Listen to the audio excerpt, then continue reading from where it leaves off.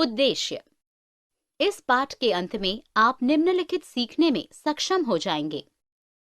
ग्रामीण विकास और उससे जुड़े प्रमुख मुद्दों को समझने में। ग्रामीण क्षेत्रों का विकास भारत के सर्वांगीण विकास के लिए क्यों महत्वपूर्ण है, ये समझने में।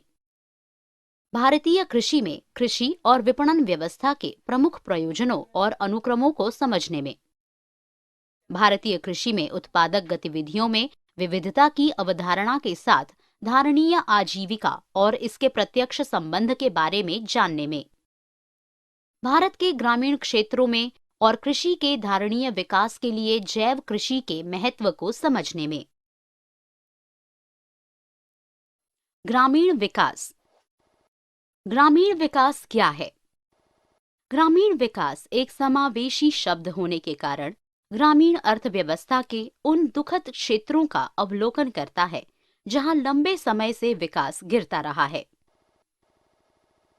2011 की जनगणना के अनुसार लगभग एक तिहाई भारत किसी प्रकार 5,000 रुपए में अपने पूरे परिवार का भरण पोषण करता है। ये अवधारणा ग्रामीण अर्थव्यवस्थाओं के उन घटकों के विकास पर ध्यान केंद्रित करने पर बल देता है जहां निर्धनता के बड़े मुद्दे व्याप्त हैं और प्रभावी ढंग से उनकी उत्पादकता को विकसित करने की ओर लक्षित करती है।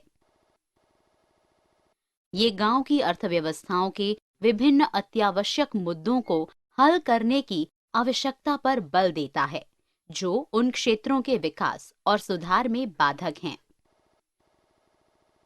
विकास के क्षेत्र। भारत के ग्रामीण विकास के जिन क्षेत्रों में तत्काल ध्यान दिए जाने की आवश्यकता है वे इस प्रकार हैं। सार्वजनिक स्वास्थ्य और स्वच्छता, साक्षरता, महिला सशक्तिकरण, कानून और व्यवस्था का प्रवर्तन, भूमि सुधार, सिंचाई, ग्रामीण विद्युतीकरण जैसी अवसंरचनाओं का विकास, ऋण की उपलब्धता, निर्धनता निवारण इत्यादि। ग्रामीण अर्थव्यवस्था कृषि अर्थव्यवस्था का एक उदाहरण है। हालांकि खेतीबाड़ी और कृषि सबसे महत्वपूर्ण प्राथमिक गतिविधियों में से एक है, लेकिन समस्या इस तथ्य में निहित है कि कृषि क्षेत्र का सकल घरेलू उत्पाद में योगदान निरंतर गिर रहा है। साथ ही भारत की लगभग 2/3 जनसंख्या कृषि पर निर्भर है। फलस्वरूप उत्पादकता अच्छी स्थिति में नहीं है, साथ साथ स्थितियां खराब हो रही हैं। सुधार की संभावना। संक्षेप में, ग्रामीण क्षेत्रों के अवसंरचना में सशक्त सुधार की आवश्यकता है। दूसरा, गुणवत्तापूर्ण शिक्षा से कई सामाजिक बुराइयों के उन्मूलन के लक्ष्यों को प्राप्त करने में सहायता मिल सकती है। इसके अतिरिक्त ग्रामीण क्षेत्रों के बैंकिंग व्यवस्था में सुधार के माध्यम से सुगम ऋण तक पहुंच उपलब्ध होनी चाहिए। भारत में कृषि ऋण। ग्रामीण अर्थव्यवस्था और नाबार्ड में पूंजी की आवश्यकता। कृषि में किसानों को बीज, सिंचाई और बीज बोने से लेकर फसल के तैयार होने तक की अवधि के आरंभिक खर्चों के लिए ऋण लेना पड़ता था, क्योंकि बीजारोपण से फसल पकने और अंतिम उत्पाद को बाजार में बेचने तक की अवधि बहुत लंबी होती है। स्वतंत्रता प्राप्ति के बाद की अवधि के दौरान ग्रामीण ऋण की अपर्याप्तता ने रिजर्व बैंक और सरकार का ध्यान कई बार आकर्षित किया। कृषि और ग्रामीण विकास की समिति की सिफारिशों के पश्चात अन्य वस्तुओं के साथ कृषि के प्रोत्साहन के लिए ऋण प्रदान करने हेतु कृषि और ग्रामीण विकास के लिए राष्ट्रीय बैंक नाबार्ड की 1982 में स्थापना की गई। इसने राज्य सहकारी समितियों और क्षेत्रीय ग्रामीण बैंकों आरआरबी से संबंधित आरबीआई के पुनर्वित्त कार्यों को पूरा करने का सारा कार्य संभाल लिया। क्षेत्रीय ग्रामीण बैंक आरआरबी और स्व सहायता समूह एसएचजी। हरित क्रांति के पश्चात उत्तरी भारत में ग्रामीण ऋण वितरण के उत्पादन उन्मुखी पक्ष में बहुत विविधता आई। कई वाणिज्यिक बैंक, क्षेत्रीय ग्रामीण बैंक आरआरबी, सहकारी और भूमि विकास बैंकों ने सस्ती दरों पर पर्याप्त ऋण प्रदान कर ग्रामीण बैंकिंग की संरचना की है। व्यक्तिगत या सामूहिक आवश्यकताओं के लिए वित्तीय गुंजाइश विकसित करने के उद्देश्य से 15 से 20 लोगों को साथ लाकर स्वयं सहायता समूहों की स्थापना की गई है। स्वयं सहायता संवर्धन संस्थानों SHPI के गठन के बाद आरआरबी भी अति सूक्ष्म स्तर पर ग्रामीण ऋण नीतियों में महत्वपूर्ण भूमिका का निर्वाह कर रहे हैं। ग्रामीण बैंकिंग एक आलोचनात्मक मूल्यांकन। भारत में ग्रामीण बैंकिंग व्यवस्था बड़ी मात्रा में कृषि के लिए वितरित ऋणों की वसूली करने में विफल रही है। कई प्रयासों के बावजूद भी मितव्ययता की कुशल आदतों और वित्तीय संसाधनों के इष्टतम उपयोग की अनुपस्थिति में ग्रामीण भारत में बैंकिंग केवल ऋण देने तक ही सीमित होकर रह गई है। लेकिन दोनों पक्षों के बीच कोई प्रभावी संबंध शायद ही विकसित हुआ है। कृषि विपणन व्यवस्था। फसलों और अनाज का पारंपरिक विपणन और मूल्यह्रास की दर। संक्षेप में, कृषि विपणन एक समूह प्रक्रिया है जिसमें देश भर में और विदेशों तक में भी विभिन्न कृषि पदार्थों का संग्रह, भंडारण, प्रसंस्करण, परिवहन, पैकिंग, वर्गीकरण और वितरण सम्मिलित है। भारत में 450 मिलियन टन पौधों और पशु मूल के उत्पादित कच्चे खाद्य पदार्थों को परिष्कृत, संग्रहित और कई पारंपरिक और आधुनिक खाद्य प्रसंस्करण प्रौद्योगिकियों के उपयोग द्वारा व्यवहार्य पदार्थों में परिवर्तित किया जाता है। प्रतिवर्ष संग्रहण के कारण 16,000 मिलियन अमेरिकी डॉलर मूल्य के 14 मिलियन टन खाद्यान्नों की क्षति होने का अनुमान है। भारत में उगाए जाने वाले फलों और सब्जियों का 30 से 40% शीत श्रृंखला की कमियों, जैसे खराब अवसंरचना, अपर्याप्त शीत भंडारण क्षमता, शीत भंडारण आदि की अनुपलब्धता के कारण प्रतिवर्ष बर्बाद हो जाता है। विपणन पहलुओं को बेहतर बनाने के उपाय। पारदर्शी विपणन स्थिति के लिए आवधिक ग्रामीण बाजारों को विनियमित करना सबसे प्राथमिक कदम है। सड़कें, रेलवे, गोदाम, विभिन्न खाद्य प्रसंस्करण इकाइयां आदि इस दिशा में दूसरा कदम है। तीसरा पहलू कृषि और विपणन का सहकारी रूप है। गुजरात में अमूल लिमिटेड के माध्यम से ये फसल के बाद के समय में होने वाले मूल्यह्रास और क्षति के मुद्दे को हल करने में सफल रहा है। भारत सरकार ने विभिन्न कृषि आगतों और लागत के कारकों और किसानों व उनके उत्पादों के उचित उत्पादन के लिए वांछित उचित मार्जिन पर विचार करते हुए अनाज की खरीद के लिए न्यूनतम समर्थन मूल्यों MSP की घोषणा की है। भारतीय खाद्य निगम FCI इसकी नोडल एजेंसी होने के कारण इस श्रेणी में अन्य सरकारी एजेंसियों के माध्यम से कार्य करती है। वैकल्पिक विपणन चैनलों का उद्भव। ग्रामीण क्षेत्रों की किसानों को निजी मंडियों और कई खाद्य प्रसंस्करण इकाइयों और अन्य फास्ट फूड श्रृंखला के लाभ प्राप्त हैं, ताकि वे अपने कृषि उत्पादों को बेच सकें और इस प्रकार अपनी आय में वृद्धि के अवसर प्राप्त कर सके। उत्पादक गतिविधियों का विविधीकरण। फसलों के स्वरूप बदलने की जरूरत। विविधीकरण के दो पहलू हैं। एक पहलू तो फसलों की उत्पादन प्रणाली में परिवर्तन से संबंधित है और दूसरा पहलू श्रम शक्ति को खेतों से हटाकर अन्य संबंधित कार्यों और गैर कृषि क्षेत्र में लगाना है। खरीफ के मौसम को छोड़कर जो रोजगार गतिविधियों पर केंद्रित होता है। रबी का मौसम आते आते सिंचाई वंचित क्षेत्रों में लाभप्रद आय और किसी भी प्रकार के संधारणीय रोजगार में गिरावट आ जाती है।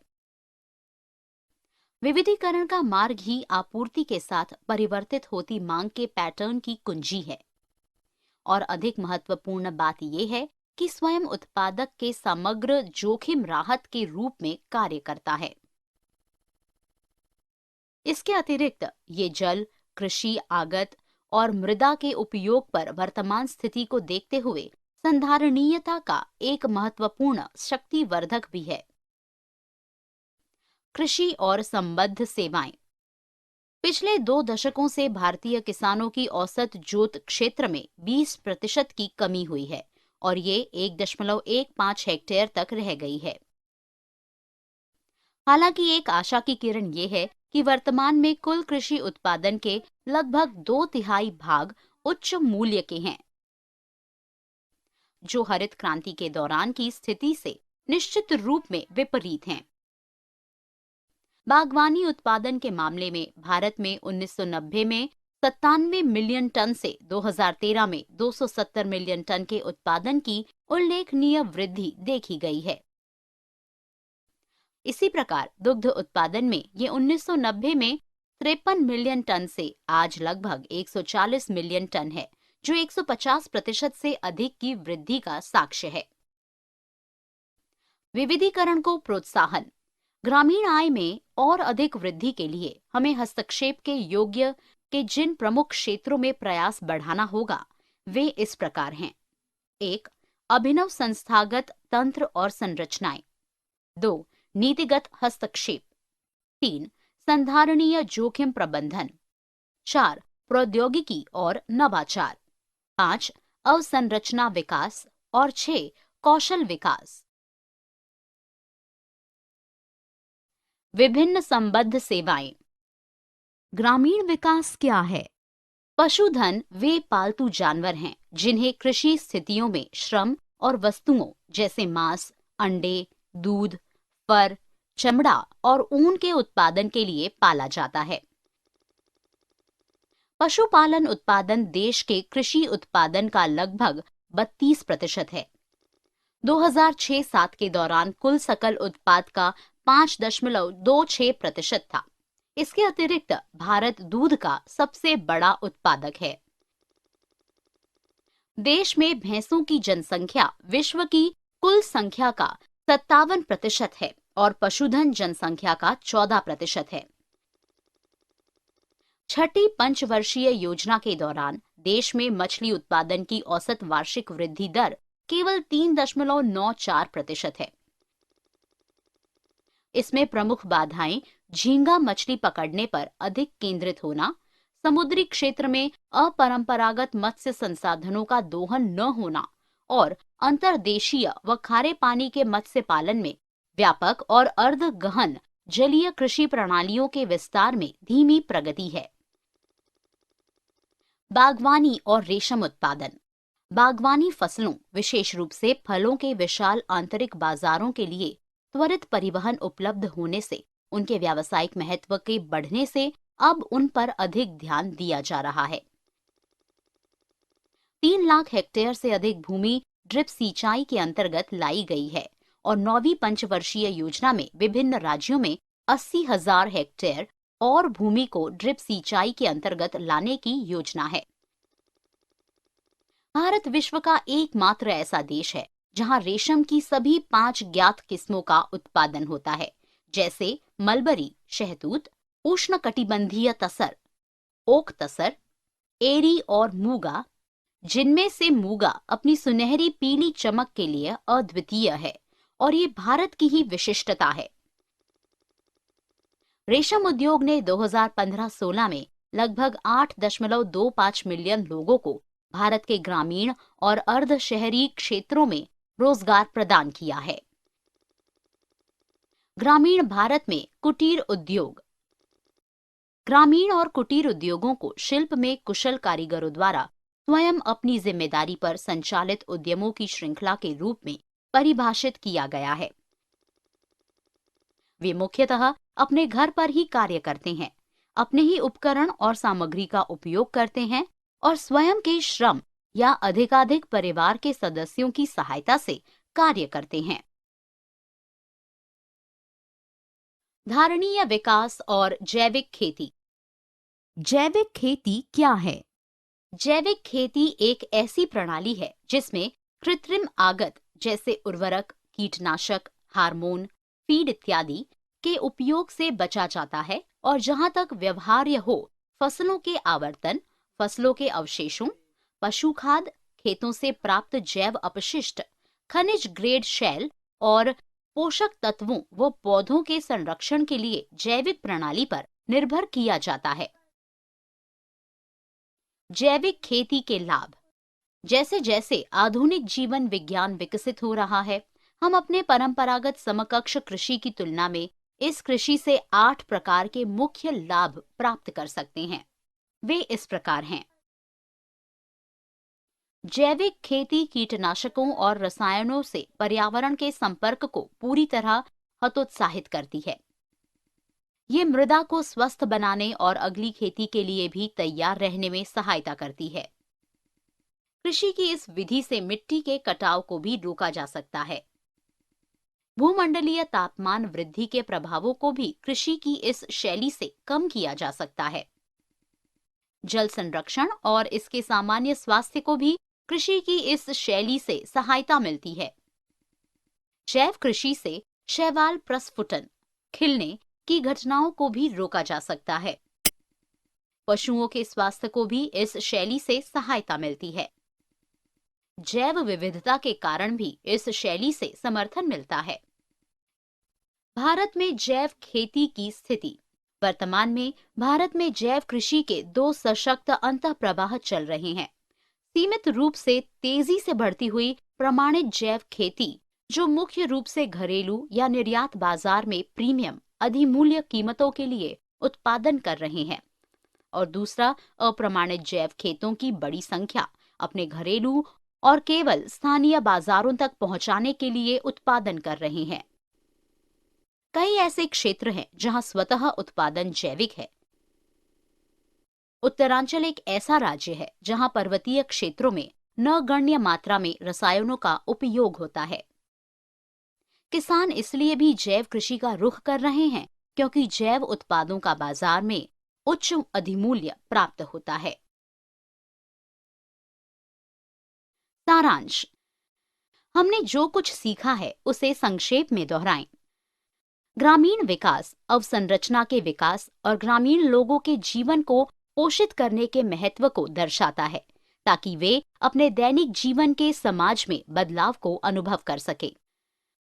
सकल घरेलू उत्पाद में भारतीय कृषि के योगदान में निरंतर गिरावट आ रही थी और इसे भारतीय गांवों में ग्रामीण विकास और व्यवस्था में सुधार के परिप्रेक्ष्य में देखा गया है।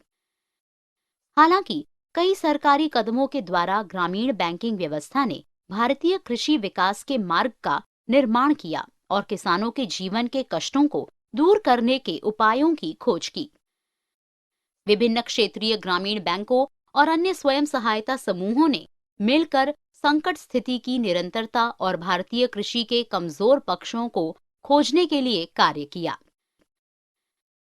ग्रामीण बाजारों की पूरी क्षमता को समझने के लिए अभी भी 27,000 ग्रामीण आवधिक बाजारों को विनियमित बाजारों के रूप में विकसित करने की आवश्यकता है। भारतीय खाद्य निगम अपनी स्थापना से ही निश्चित न्यूनतम बिक्री मूल्यों MSP पर किसानों से खाद्यान्नों के संग्रह का काम करती है। सबके लिए भोजन जैसी कई परियोजनाओं के द्वारा भारत सरकार ने देश के निर्धनतम लोगों के साथ अपनी सुगठित सार्वजनिक वितरण प्रणाली PDS के माध्यम से जुड़ने का प्रयास किया है।